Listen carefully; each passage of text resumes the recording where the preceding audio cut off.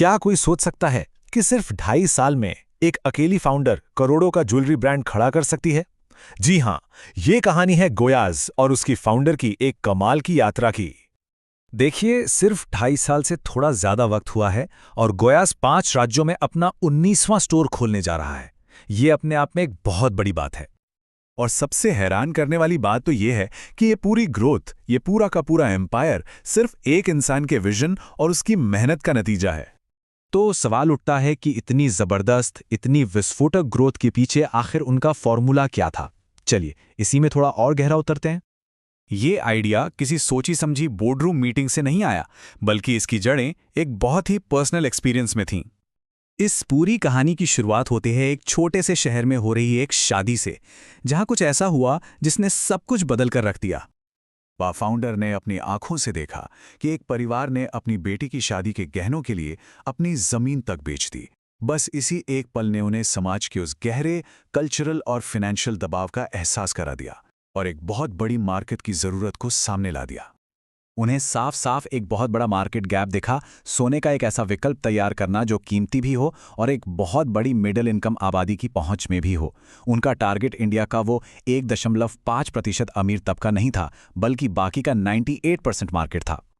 लेकिन सिर्फ market gap पहचान लेना ही काफी नहीं होता। एक दमदार बिजनेस बनाने के लिए स्ट्रैटेजी से भी पहले फाउंडर को समाज की एक बहुत गहरी सोच को चैलेंज करना था। उनका मानना था कि हमारे समाज में औरतों को कहीं ना कहीं कम सपने देखने के लिए ट्रेन किया जाता है और वो इसी सोच को तोड़ना चाहती थीं। तो उन्होंने क्या किया? उन्होंने जिंदगी की जो पारंपरिक टाइमलाइन होती है ना, उसे पूरी तरह से पलट दिया। पहले एक बड़ा बिजनेस बनाना, सारे ऑपरेशंस को सेट करना और फिर परिवार के बारे में सोचना। ये उस सोच से बिल्कुल उल्टा था जहां पहले करियर और परिवार आते हैं। हाँ, ये सच है कि इस सफर में उन्हें बचपन से मिला कॉन्फिडेंस और एक बहुत सपोर्टिव परिवार और पति का साथ मिला। पहले स्टोर की फंडिंग उनके ससुर ने की थी, लेकिन उसके बाद की सारी ग्रोथ उन्होंने खुद सेल्फ फंड की। तो ये तो थी माइंडसेट और सपोर्ट की बात। अब आते हैं असली इंजन पर। वो क्या चीज थी जिसने इस बिजनेस को इतनी तेजी से दौड़ाया? उनकी सफलता असल में 3 मजबूत पिलर्स पर टिकी थी। उनके कामयाबी की 3 चाबियां थीं। पहली, अडैप्टेबिलिटी, यानी माहौल के हिसाब से ढल जाना। दूसरी, स्पीड, यानी रफ्तार। और तीसरी, कंसिस्टेंसी, यानी लगातार लगे रहना। उनका पूरा का पूरा बिजनेस इन्हीं 3 सिद्धांतों पर बना था।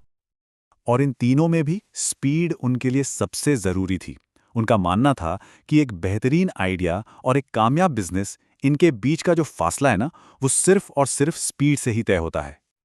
और इसका असर देखिए। जब उन्होंने शुरू किया, पहले साल कोई भी मैन्युफैक्चरर छोटे ऑर्डर लेने को तैयार नहीं था।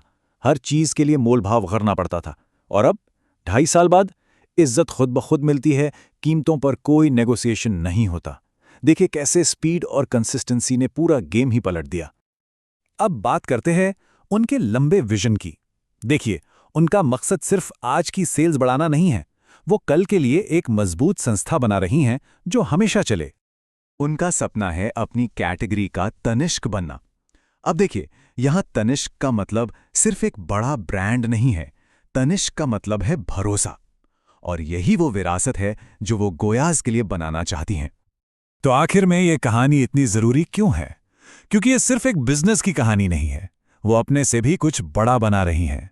आज 350 से ज्यादा लोगों की टीम है और हजारों को नौकरी देने का सपना है। रतन टाटा जैसे लोगों से प्रेरणा लेकर वो ये साबित कर रही हैं कि महिलाएं भी बड़े बड़े बिजनेस खड़ा कर सकती हैं। और उनकी एक बात उनकी पूरी फिलॉसफी को बता देती है। रोम एक दिन में नहीं बनता, लेकिन इससे बनाया जा सकता है। मतलब सपने बड़े देखो, लेकिन सब्र और लगातार कोशिश के साथ वो पूरे हो सकते हैं। ये उनके पूरे सफर का निचोड़ है। तो ये कहानी हमें एक बहुत जरूरी सवाल के साथ छोड़ जाती है कि आखिर ऐसी कौन सी विरासत है जिसे बनाना वाकई में मायने रखता है।